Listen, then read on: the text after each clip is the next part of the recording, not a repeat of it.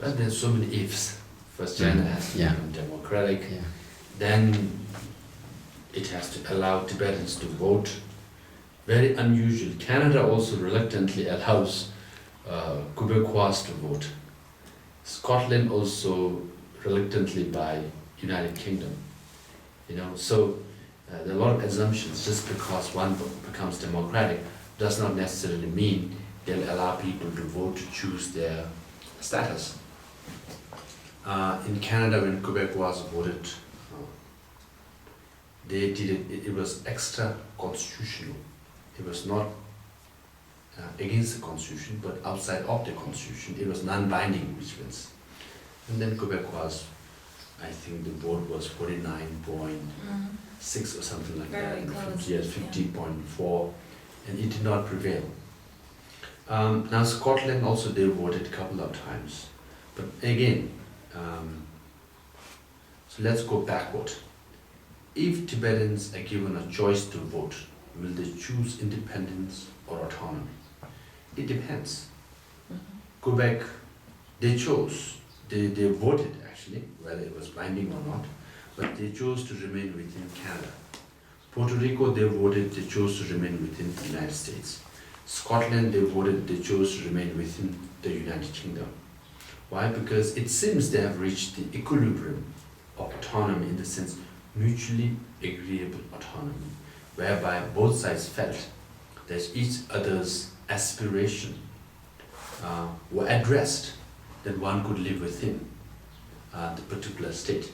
So it all depends on the part of the Chinese government, how they grant genuine autonomy to Tibetan people. Now, going backward, just because China becomes democratic does not necessarily mean Tibetans will be given a choice to vote. Just because United Kingdom still is democratic, they have Northern Ireland issue. Just because Israel is democratic does not necessarily mean Palestine can vote. So there are a lot of assumptions. Of course, democratic China, compared to this one-party rule, would be perhaps welcomed by the Chinese people. But it's for the Chinese people to decide and how they determine it. But as a matter of theory, it is true, when a state becomes democratic, naturally people will get more freedom. But it is not necessarily so all the time. Let's say in the case of, as I said, Northern Ireland, Palestine for a long time. So those people who propose democracy should be inclusive. The democracy means respecting diversity, respecting equality, respecting freedom for everybody. That definition ought to be in the mindset from the very beginning. So it should not be, as you know, there's one critique of democracy is tyranny of majority. Right? Majority rules in democracy. Han Chinese are majority, 1.2 billion people. So if Han Chinese majority decides, they can have the most nationalist government ever in this entire planet, if they choose to, and discriminate against Tibetans. Perhaps not more than what's going on now, but they could, theoretically. So democracy with diversity is what we're looking for in China.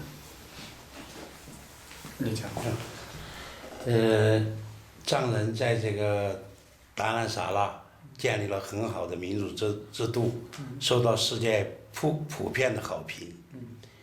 请问总理、首席部长先生认为有什么样的经验可以推荐给大陆正在争取民主转型的民众？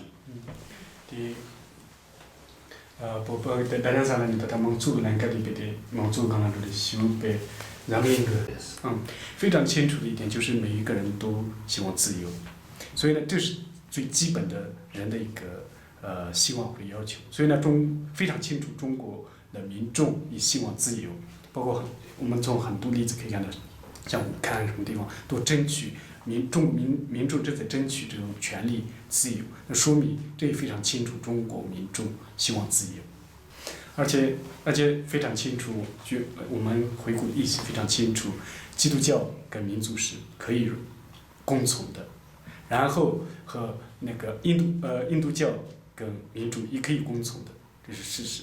然后你看佛教跟民主也可以共存的。然后你看现在最近这个回教徒就穆斯林跟民主也可以共存的，这是一个事实。除非说这个儒家跟民主是不能共存，而没有任何的理由，这个理由也不会成立。比如说韩国、台湾都可以民主。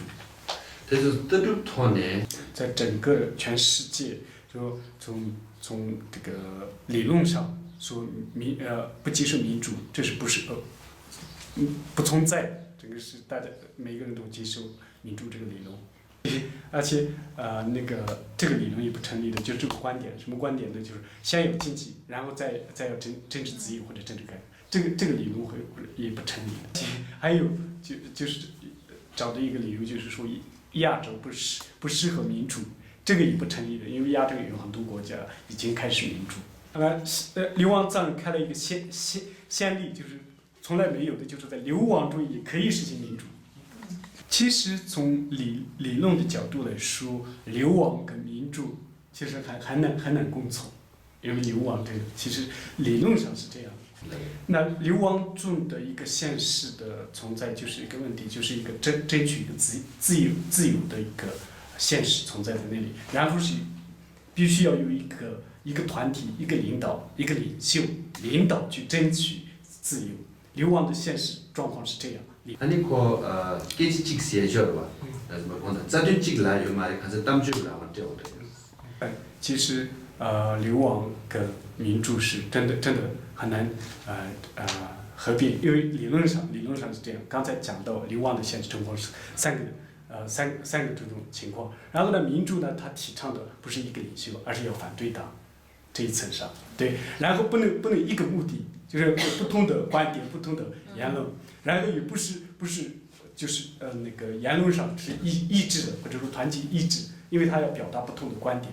所以这种理论呢，其实民主跟流亡是对立的，因为没办法共存，这理论上是这样。所以呢，流亡藏人的这个实行的这个民主啊，它其实在这种对立的理论上对立的这种情况下，去在流亡中寻找一个民主之路，寻找或者说再去创造这个民主的一个新的。在历史上，我们回顾历史看，实际上的历史的话非常清楚。其实，在流亡中，是没办法实现民主的，基本上没有在流亡中实现的民主，因为它民主跟流亡是一个对立。全都之外的是民主。回应你的问题，它就是对，这是因为达赖喇嘛，有一个这样的理想，一直在推动这个理想的实现，慢慢的走这条路。他说，比如说我个人是一个非常普通的人，但是在这次选举中，就民众这些选举以后，因为民众想的是一个目标，就是让自己有这个目标，然后建立这个目标，为了达成这个目标，大家支持选了他以后，希望去达到这个目标。然后呢，其实在现实中，6个月里，一个非常平凡的人一下子成为这样的角色，这是绝对不可能的事情。这次达赖喇嘛在那个菩提迦叶讲经的时候，我去了那个地方，那西藏经历了很多人，我见那些从西藏经历过来的人，大家非常欢迎，非常欢迎，非常支持。然后在西藏经历有人作曲作词，然后唱歌赞扬他，然后画唐卡之类的，反正艺术表达支持他。那这个说明他个人认为，从你个人认为，这不是什么我的什么贡献之类的，只是因为我们的那个目标，我们的自由西藏这个事业非常重要，所以这么多人在支持。他个人认为是这样。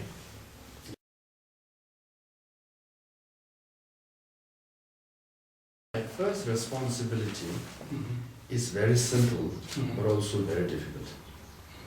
First, I have to complete my 5-year term.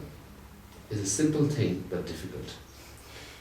Why? Because the Chinese government, at least the hardline leaders, calculation has always been when His Holiness passes away, the exile movement will just disappear or disintegrate. That has been their calculation all the time, their strategy also. Now, His Holiness is very much alive and healthy, and we have this democratic transition already taking place. You see? So we are already laying out a groundwork, solid groundwork. That means as long as I complete 5 years, it's a simple thing, but difficult. I have sent the strongest message to Beijing. Their calculation all along has been completely wrong, because our movement will continue. That is His Holiness' vision. You should continue without me. That's why I'm giving you all my political authority, so that the democratic system we have built, unity and diversity that we have built, will carry forward. More educated and more dynamic leaders will follow me and lead the movement much more strongly.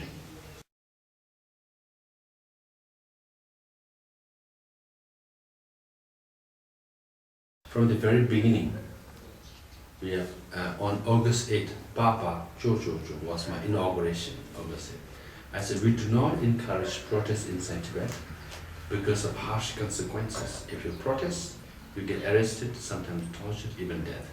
We do not encourage any protest. That has been our stand. But once protest takes place, it's our sacred duty to support what we stood for. Similarly for self-immolation, from all along we have said, life is precious, one should live. On January 25th, we have also specifically said, please refrain from extreme measures, clearly saying self-immolation. Refrain from any extreme measures, self-immolation. And here also we have said, His Holiness Dalai Lama and Kasha always discourages drastic actions. So we have been as clear as possible through Tibet, inside Tibet. And His Holiness stand has always been, he always says, I don't encourage, always discourage drastic actions.